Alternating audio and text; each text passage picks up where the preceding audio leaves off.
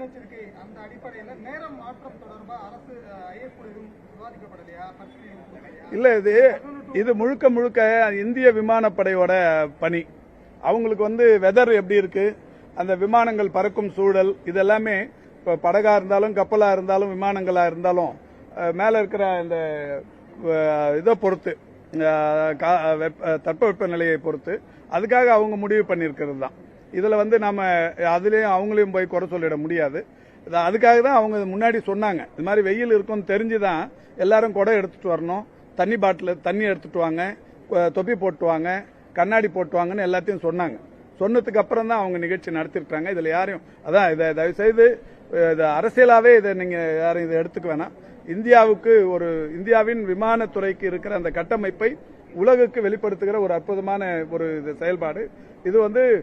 ஒரு அவங்க 93வது வருஷத்தை நுழையிறத நடத்தின ஒரு நல்ல நிகழ்ச்சியா இதை நாம எடுத்துக்கணும்.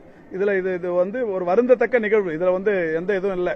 இப்ப வேணுன்னே ஒரு பொது நிகழ்ச்சி நடத்தி அதுல கூட்ட நெரிசல் தாங்காம இறந்து போனவங்களா இருக்காங்க. இதுல யாரும் கூட்ட நெரிசல்லாம் இல்லை.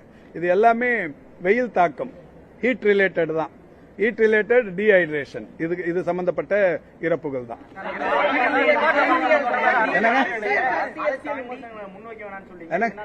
திமுக கூட்டணியில் இருக்கக்கூடிய விடுதலை சிறுத்தைகள் கட்சியோட துணை பொதுச் செயலாளர் அதுதான் சொன்னேன் நான் முதல்லயே. யாருமே அதாவது விசிகா சொன்னா நீங்க சொன்னா யாருக்கும் எல்லாருக்கும் தான் அதை அரசியல் பண்ணாங்க. அது அரசு முடிவெடுக்கும்.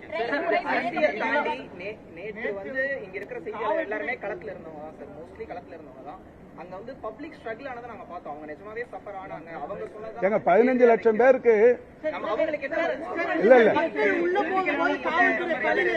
இல்ல தண்ணி இல்ல, ரெஸ்ட் ரூம் எல்லாம் இல்லன்னு இல்ல, தண்ணி ரெஸ்ட் ரூம் எல்லாம் எல்லாமே இருந்தது. போதுமான அளவுக்கு ஏற்பாடு பண்ணிருந்தாங்கன்னு சொல்லி நிகழ்ச்சி நடத்தணுங்களே ஒத்து நிற்கிறாங்க.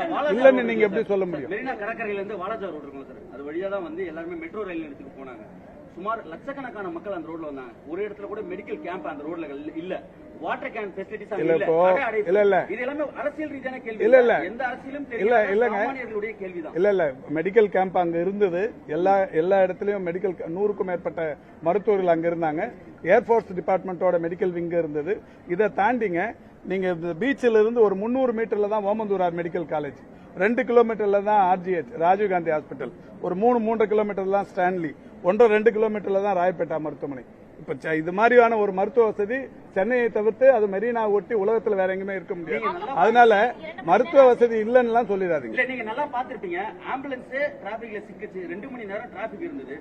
15 லட்சம் பேர் இருக்கிறப்ப 15 லட்சம் பேர் கூடுற இடத்துல இந்த அளவுக்கு ஒரு சின்ன நெரிசல் கூட இல்லாம வந்தது இது வரைக்கும் ஒரு வரலாற்று சிறப்பு. இது இந்த 5 பேர் வெயில் தாக்கத்தால் இறந்தாங்கன்னு வெளிப்படையா சொல்றோம். திரும்ப திரும்ப அதையே சொல்லி நீங்க இதுல குளிர்காய நினைக்கிறது தவறுங்க. இல்ல ஏங்க 7500 காவல்துறை இருந்தாங்க. 15 லட்சம் பேருக்கு 15 லட்சம் காவல்துறை அங்க போட முடியும்? இல்ல,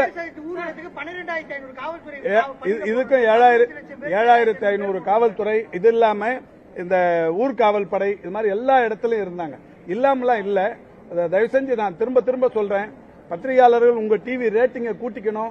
இது பிளாஷ் நியூஸ் போட்டு உங்க ரேட்டிங்க இதுல கூட்டிக்கணும். இல்ல எனக்கு தெரியும் நீங்க என்ன டிவில இருந்து மறுக்கிறீங்கன்ட்டு.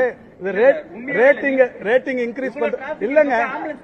ஏங்க இப்போ நீங்க நான் இதை திரும்பி அரசியல் இல்ல நான் இதில் திரும்ப இதுக்கு பதில் லாவணி பாடி இதுக்கு முன்னாடி நடந்த நிகழ்ச்சிகள், வடநாட்டில் நடந்த ஆன்மீக நிகழ்ச்சிகள், இல்ல தமிழ்நாட்டிலேயே நடந்த நிகழ்ச்சிகள், இது எல்லாத்தையும் நான் அடையாளப்படுத்தி ஒரு லாவணி பாடுறதெல்லாம் நல்லா இருக்காது. ஏன்னா ஒரு சோகமான நிகழ்வு. இதோட நிறுத்திப்போம், போதும்.